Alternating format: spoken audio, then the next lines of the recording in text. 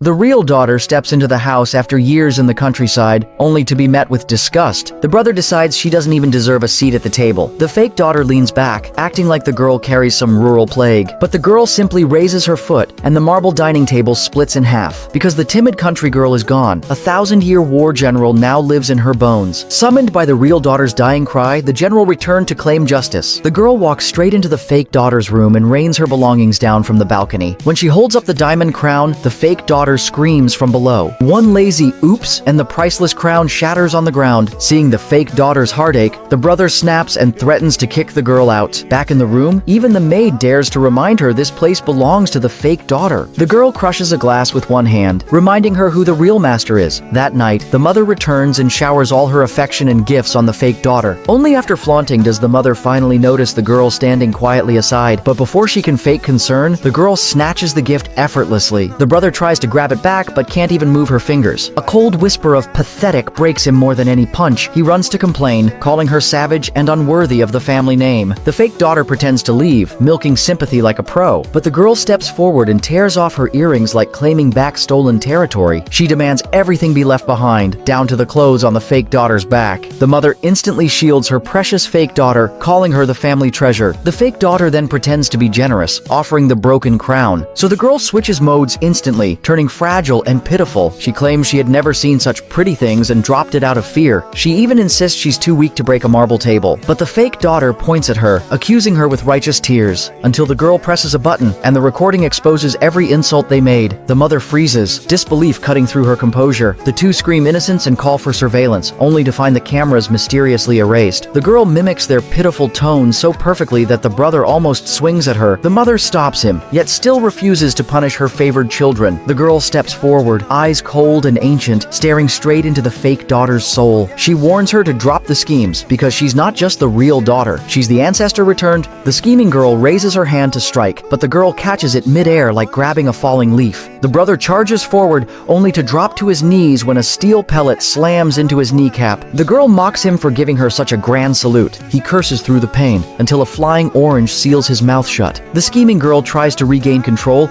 but freezes under the girl's icy warning. By morning, the girl walks into breakfast with calculated fragility. She hesitates to sit, claiming the schemer might find her dirty again. She even asks the brother if she's allowed to eat. The father senses the rot and explodes in anger at the brother. The mother tries to smooth things over, only to be snapped at by the father. The father announces a grand recognition banquet and a returned engagement with the richest heir. The scheming girl's smile cracks as jealousy floods her face. She claims no wealthy family would ever accept a country nobody like the girl, but the father's decree ends the argument like a slammed iron door. After the meal, the schemer blocks the girl in the garden with arrogance dripping from her voice. She reveals the parents only brought the girl back to build a perfect parent persona for investors. Then she flaunts the ancestral jade bracelet and plays a recording of the parents promising everything to her alone. The girl crushes the precious bracelet in her palm like worthless gravel. She calls it trash fit only for its current owner. The schemer vows to ruin her at the evening banquet. The girl drops the shattered jade on the ground with a cold warning. That night, the schemer arrives at the banquet with the man who was supposed to be the girl's fiancé. The arrogant man points in disgust, until the girl twists his wrist and splashes wine across his face. Humiliated, he shouts that he will only marry the schemer. The girl scoffs, declaring she has no interest in collecting garbage. Knowing he can't beat her, the man flees with empty threats. Then the brother and the maid arrive, carrying the heart of the plan.